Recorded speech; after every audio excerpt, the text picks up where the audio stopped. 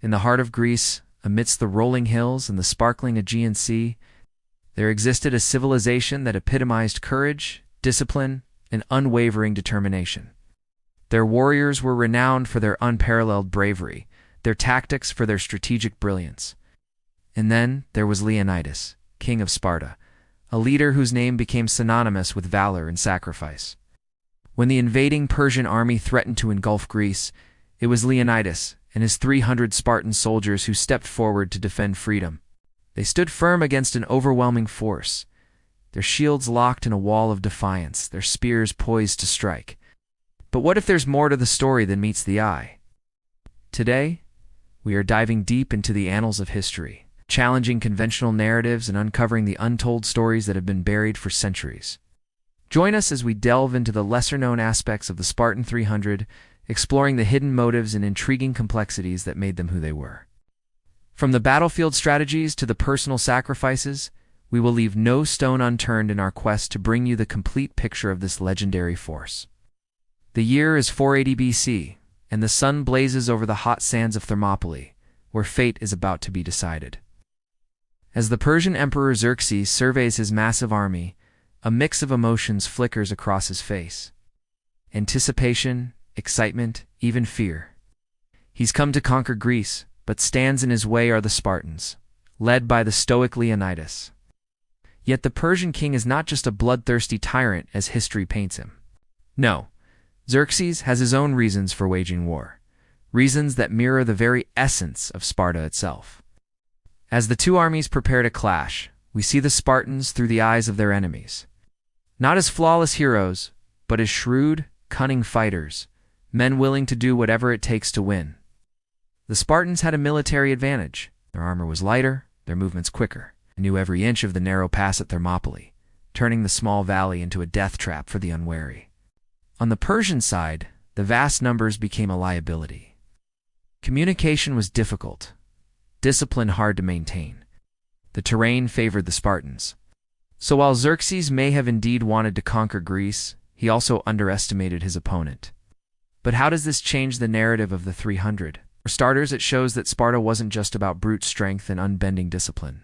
There was strategy, adaptability, and yes, even cunning. In the same way Sparta had to evolve under the capable rule of kings like Leonidas, so too must we in our journey to understand them. We can't just accept what history tells us. We must challenge it, question it, and dig deeper. Just as the Spartans adapted to their environment at Thermopylae, we too must adapt our understanding of them. This isn't about glorifying one side or demonizing the other. It's about balance, about seeing the shades of gray in a story that history has painted in black and white. Spartan society often seems invincible, a fortress impervious to change or corruption. Look closer, and you'll find cracks in the facade. Cracks that tell stories of internal strife, power struggles, and the very human dilemmas faced by those we idolize. Leonidas himself is a prime example. While revered as a legendary leader, his story is marred by a tragic flaw, a fatal error in judgment that led to the downfall of many. Yet history remembers him for his bravery, not his missteps. As we peel back these layers, we find a more relatable, more human Spartan, a warrior grappling with doubts, fears, and the weight of impossible choices. The truth is Sparta, like any civilization, had its share of problems. Slavery was deeply ingrained in their society. Political participation was limited.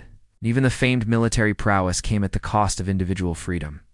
To truly understand Sparta, we must acknowledge both the triumphs and the flaws, the sunshine and the shadows. Only then can we grasp the full complexity of this remarkable civilization.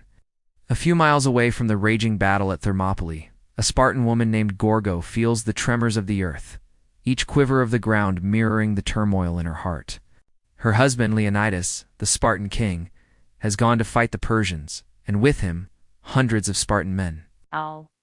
She knows the odds are stacked against them, and as days turn into nights, her worry grows. But worry isn't an option for Gorgo. She's a Spartan woman, after all.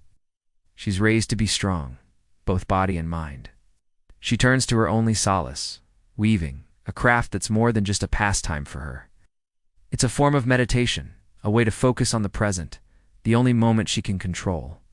With each thread she weaves, she sends a silent prayer to the gods, hoping for her husband's safe return. But the news that reaches her is grim.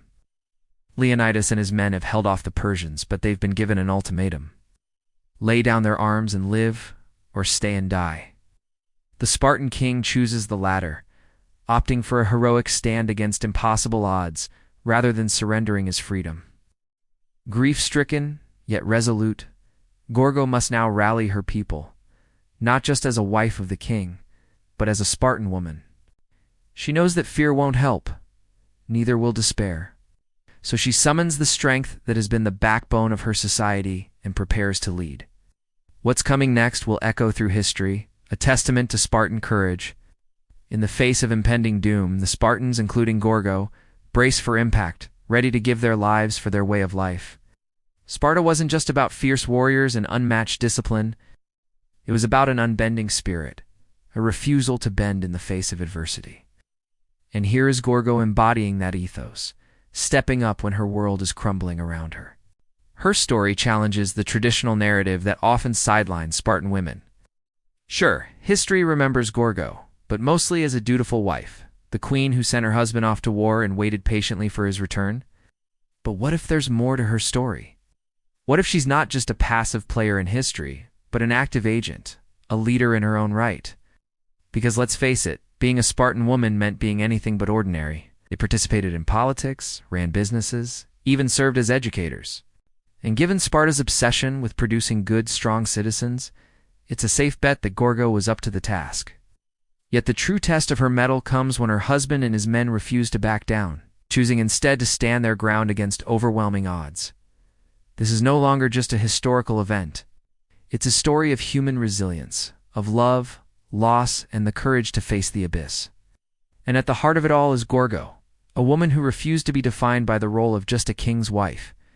She is a Spartan, and her story deserves to be told. Sparta's demise at Thermopylae reverberates through time, a haunting reminder of the fragility of even the most formidable civilizations. But amidst the tragedy, a flicker of hope emerges. A small group of Spartans, led by the cunning Odysseus, managed to escape the carnage. They fled, not out of cowardice, but out of strategy, carrying with them the seeds of Spartan revival. But how does this change our understanding of Sparta? Here's the thing. The Spartans weren't just these larger-than-life heroes immune to setbacks. They were real people with real weaknesses, capable of making mistakes and enduring defeats. Yet, much like the phoenix rising from the ashes, they found a way to adapt and evolve. Even in the darkest hour, a handful of Spartans, including the enigmatic Odysseus, chose to flee the doomed city of Sparta. At Thermopylae, this wasn't surrender, it was strategy.